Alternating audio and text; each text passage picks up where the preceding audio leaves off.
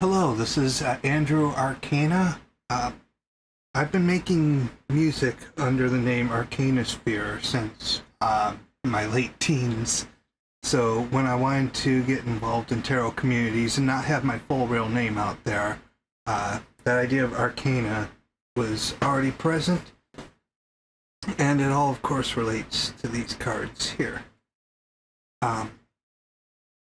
At that time, we had a Rider-Waite-Smith deck that my brother's friend had bought. The brother's friend lent it to my brother, and my brother let it stay in my room for a while. So the first deck I read with was a traditional Rider-Waite-Smith, but I handed that to my brother, who I believe handed it back to his friend eventually. The friend, I don't think he was taking it seriously, but he had an intuition about him. That's not how or why I read at the present, but that's the deal, is we all have our own strengths. So it was 2010. I'd moved out of state and I had to be out and about with some people, and we wound up at a Borders Books. And I found this for like $12, $13. And again, it had been something I'd done before. It was part of the name I recorded music under. I wanted to be curious. What's this all about? So it's the Halloween Tarot by Kipling West, and I eventually did purchase the guidebook. I found it separately on eBay, I believe, way back when, and got myself a copy of that. And at the time, most people were reading with the Deviant Moon Tarot. That was like the big talk of everything. But I'm glad I started with this because it does have more of a Rider-Waite-Smith sensibility. In fact, Kipling West has some interviews posted where, like, there's Six of Ghosts. There's that sort of sense of family and looking back to a more childish state. It really did come from an educated place, but also a very strong sense of humor. According to Kipling West, she was kind of poking fun at the 60s kitsch Halloween and maybe having a laugh about the concept of tarot. It's the same. One other thing I bought at the time was the only tarot book you'll ever need, and it wasn't. Now, the more I learn, the more I appreciate these write-ups given for each card. These are actually in line with everything in my library. But the great thing about this book, and while I still recommend it, is Chapter 2. Chapter 2 here has symbolism of the suits. There's a little bit of a focus on court cards. You hear the numbers. And here's a section, I believe, on colors, symbols. There's a little bit on court cards here. So, I read mostly to meditate and calm my mind. That's where I believe that my strengths are. As an individual, we all have our different strengths. Also, I wanted to show something. Overhand shuffling, curl your smallest finger up. Aim a little bit high when you bring the cards down. And that smallest finger will act as an anchor for a good portion of the deck. It takes a little practice and a little getting used to. But learn to do it. Now I'm going to commit a sin. This deck has survived 11 years of me doing this.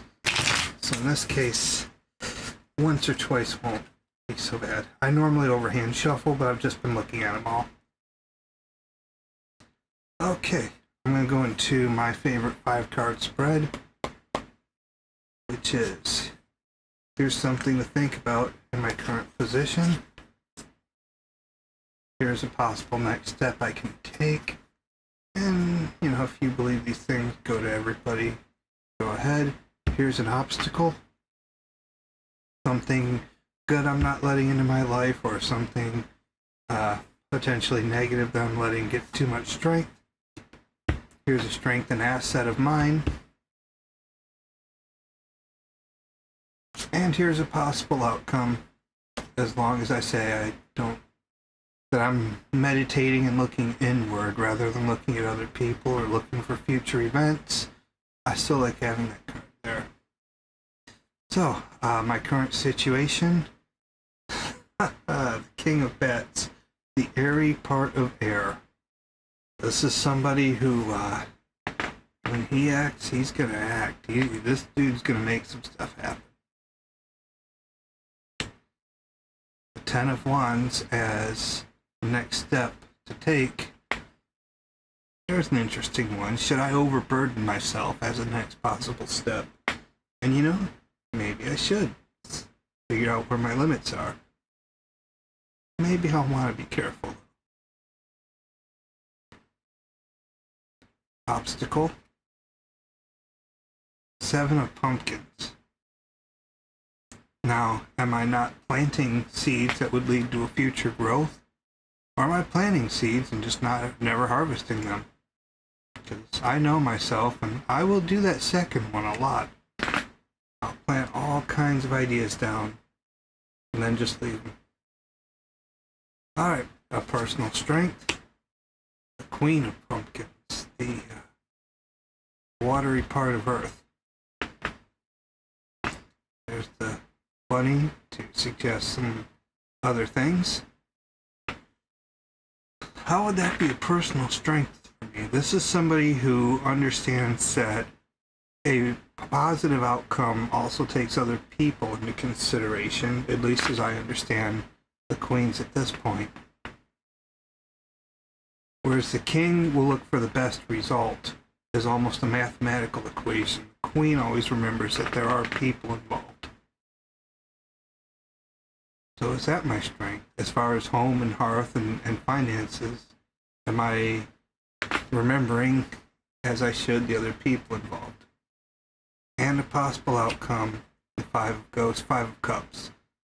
Swords, bats, wands, fire, coins, pentacles, discs, pumpkins, and ghost cups.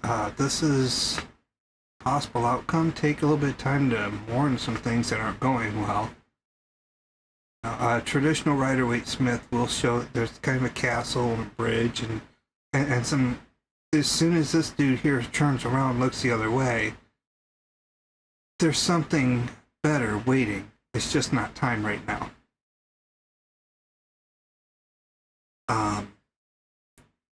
So, what do I see? I see how many two court cards, no major arcana.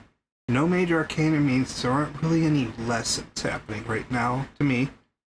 This is just another day in the life without any major arcana. I do see swords and fire, both masculine symbols. I see earth and water, so all four of the suits are represented, which might call to mind the magician.